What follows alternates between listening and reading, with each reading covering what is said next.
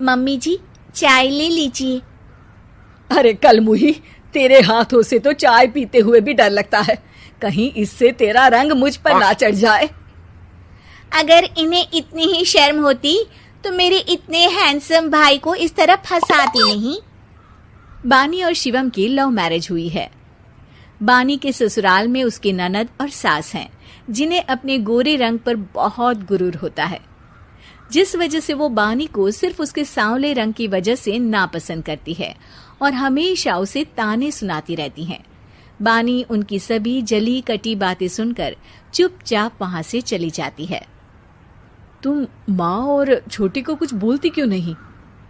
Mummy जी बड़ी हैं, हर छुटकी ना समझ, इस तरह उन्हें उल्टा जवाब देना सही नहीं। मेरी जिम्मेदारी उनकी सेवा करना है, जो मैं पूरे दिल से हमेशा करती रहूंगी।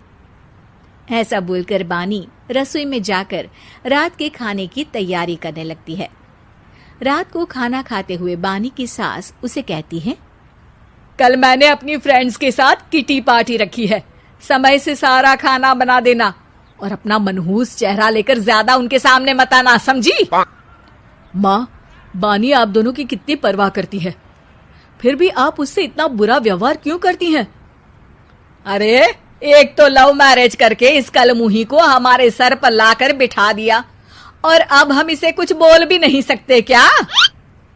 भैया तो इनकी तरफदारी करेंगे ही, आखिर इन्होंने पूरी तरह उन्हें अपने वश में जो किया है।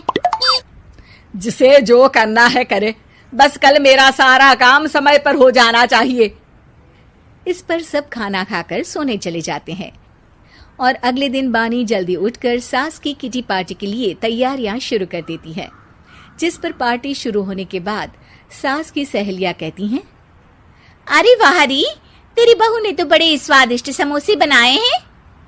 हाँ भाई, रंग कैसा भी हो, खाना बनाने में बिल्कुल अन्नपूर्णा है। अरे इसकी भी क्या बात करनी, मेरी बेटी से मिलो, इसकी सुंदरता के आगे तो उर्वशी रंभा भी फेल है। उर्वशी रंभा को तो फेल कर देगी, पर क्या अन्नपूर्णा बन पाएगी? अरे इसे काम करने की क्या जरूरत, उसके लिए बानी है तो, और मैं तो इसकी शादी भी किसी नौकर चाकर वाले घर में ही करूंगी। बानी वापस रसोई में चली जाती है और किटी पार्टी चलती रहती है। उसी रात को बानी की सास गुस्से में चिल्लाते हुए अपने कमरे से बाहर निकल कर आती है। हाय रे, चोरी हो गई मेरे पैसे, पक्का पक्का इस कलमुही की वजह से हुआ है ये सब। अरे क्या हुआ माँ, कौन सा आसमान टूट गया? अरे आसमान तो उसी दिन टूट गया था जब तू इस कलमुही से शादी करके इसे घर में ले आया था। खुद तो आई ही, अपने साथ साथ मनहूसियत का काला साया भी मेरे घर ले आई। अरे हुआ क्या माँ? अरे मेरी तिजोरी में रखे पैसे कहीं गायब हो गए, सुबह ही देखा, अरे यहीं रखे थे। क्या आप मुझ पर चोरी का इल्जाम लगा रही हैं? अरे काली बिल्ली पर भी क्या कोई मनहूसियत का इल्जाम लगाता है? ऐसा बोलकर बानी की सास वहां से चली जाती है, जिसके बाद शिवम और बानी बात करने लगते हैं।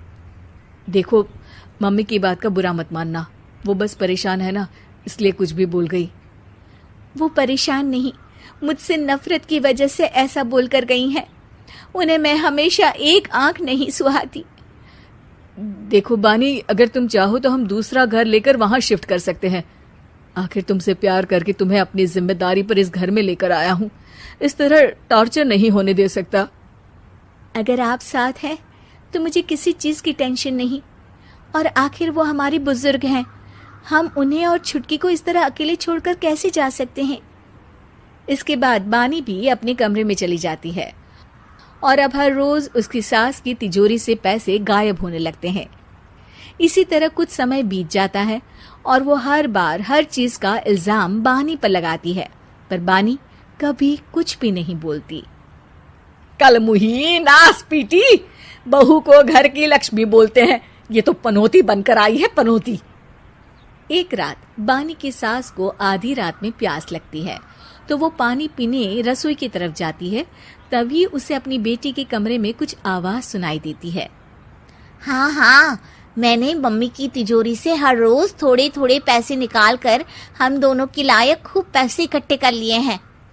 और मम्मी आज तक उस सब के लिए भाभी को ही जिम्मेदार समझती है। तुम बस जल्दी से आकर मुझे यहाँ से ले जाओ और हम कहीं दूर जाकर शादी कर लेंगे। मम्मी को कुछ पता नहीं चलेगा, सब मुसीबत खत्म। अपनी बेटी की ये सारी बातें सुनकर बानी की सास भौंचक्की रह जाती है और अपने कमरे में वापस चली जाती है। जब अगली सुबह बानी सास के कमरे में आती है, मम्मी जी, क्या बात है, आज आप कमरे से बाहर ही नहीं आई? आपकी तबीयत तो ठीक है ना? क्या छुटकी कमरे से बाहर आई या तुम उसके कमरे में गई? नहीं नहीं, क्यों, जाना है क्या? मैं अभी चली जाती हूँ। नहीं, कोई कहीं नहीं जाएगा। इस पर वो बानी को साथ लेकर कमरे से बाहर आती है, जहाँ शिवम भी होता है। वहां उसकी सास बोलती है, छुटकी मेरी तिजोरी के सारे पैसे लेकर अपनी माँ के बारे में कोई ख्याल करे बिना किसी लड़के के साथ घर छोड़कर चली गई। और बहू, तुमने मुझ जैसी सास की सेवा करने के लिए अपने ही पति के साथ दूसरे घर जाने से मना कर दिया। मैंने हमेशा तुम्हारा रंग देखा अच्छा ही नहीं, जो मेरी सबसे बड़ी गलती है। मुझे माफ कर दे बेटा। और इसके बाद बानी की सास कभी अपनी बहू की तारीफ करते थकी नहीं। एक दिन राधिका और उसकी सास को घर पर अकेले रहना पड़ गया था। तब विजय जाते जाते कहता है, सुनो, ताला लगा के सोना, अच्छे से खिड़की दरवाजे चेक कर लेना और मम्मी का बीपी भी चेक कर लेना। हाँ जी, कोई दिक्कत नहीं है। अब आप आराम से जाइए शादी में, मैं मम्मी जी का पूरा ख्याल रखूंगी। और अपना ख्याल भी रखना। हाँ जी, अपना भी रखूंगी। अब जाइए ना आप। थोड़ी देर बाद गांव में जीप पर लगे एक स्पीकर से अनाउंसमेंट होती है। जीप वाला आदमी कहता है, सुनिए सुनिए, गांव में चोरी होने की वारदातें काफी बढ़ गई है, इसलिए सावधानी बरतें। अपनी खिड़की दरवाजे सही से बंद कर लें। अरे राधिका, सुना तुमने? मुझे तो बड़ी घबराहट हो रही है। नहीं मम्मी जी, आप घबराइए मत, मैं हूं ना। मैंने सारे खिड़की दरवाजे बंद कर दिए हैं, और कुछ भी होता है तो पुलिस का नंबर तो है ही मेरे पास। अच्छा, मेरी तो सांसें तेज चल रही है बेटा। एक तो ये विजय भी घर पर नहीं है। मम्मी जी, वो भी जल्दी आ जाएंगे, मेरी अभी फोन पर बात हुई थी। आप बस रिलैक्स रहिए। उधर दूसरी तरफ दो चोर रात में गांव में चोरी करने का प्लान बनाते हैं। दोनों सास बहू अकेली है उस घर में। अच्छे से पता लगाया नो? हाँ, कोई और नहीं है घर पर। अच्छा मौका है हाथ साफ करने का। अरे वाह, अब आएगा मजा। देर रात को जब सब कुछ सुनसान होता है, दोनों चोर गांव की तरफ निकल जाते हैं। अरे कौन सा घर है? वो कोने वाला, तुम बस मेरा पीछा करो। ठीक है। दोनों दबे पांव बचते बचाते राधिका के घर के बाहर तक पहुंच जाते हैं। ये सास बहू बड़ी चालाक है, कितना कस के सब बंद किया हुआ है, एक भी खिड़की नहीं खुल रही। चोर खिड़की खोल ही रहा होता है कि तभी बिजली जोर से कड़कती है और चोर डर जाता है। राधिका की सास भी चौंक कर उठ जाती है। राधिका भी उठ जाती है। क्या हुआ माँ जी? घबराइए मत, मैं आपके पास ही हूँ। तुमने कुछ आवाजें सुनी? माँ जी, बस बिजली कड़की है, आप बेवजह परेशान हो रही हैं। मैं आपके लिए पानी लेकर आती हूँ। ठीक है बेटा। राधिका जैसे ही पानी लेने के लिए उठती है, उसे खिड़की से चोर की परछाई दिखती है। ये देखते राधिका थोड़ा घबरा जाती है। वो अपनी सास को इशारा करती है। उसकी सास भी चोर को देखकर डर जाती है। शांत हो जाइए मम्मी जी। श्श। अरे मगर कैसे बेटा? हे भगवान, विजय को फोन लगा बेटा। माँ जी, इस वक्त अचानक वो पहुंच भी नहीं पाएंगे, मैं कुछ करती हूँ, आप बस शांत रहिए। उधर चोर अपने काम में लगा हुआ है। वो सब सामान देख रहा होता है। तभी उसको आवाज आती है। सुनिए जी, देखिए तो खिड़की के पास कोई है। मुझे लगता है चोर है। अरे, इसका पति तो घर पर है। नहीं नहीं, वो बाहर गया हुआ है।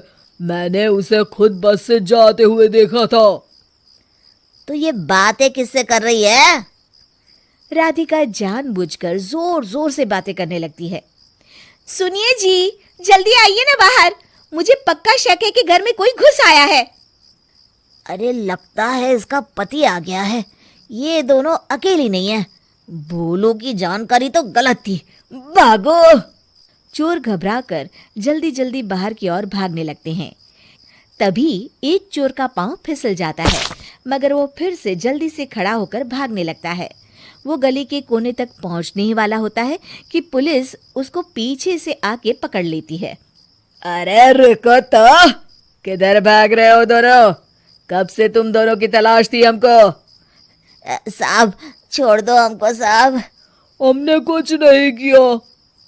अच्छा, तो इतनी रात को क्या यहाँ जॉगिंग करने आए थे? हवलदार, दोनों को हथकड़ी लगाकर गाड़ी में बिठाओ। तभी पीछे से राधिका भी आ जाती है। मैम, आपने बड़ी बहादुरी दिखाई। अगर सभी आपके जैसे नीडर नागरिक हो तो कितना अच्छा हो। सर, आपको मेरी सासू माँ ने फोन किया था। उनका ही आइडिया था ये। हाँ, और चोर को डराने का आइडिया तो राधिका का था। बहुत ही समझदार और नीडर है मेरी बहू। चलिए, आप दोनों का ही बहुत बहुत शुक्रिया। आपने इन चोरों को पकड़वाकर देश की मदद की है। और हाँ, पुलिस स्टेशन आकर अपना इनाम जरूर से ले लीजिएगा।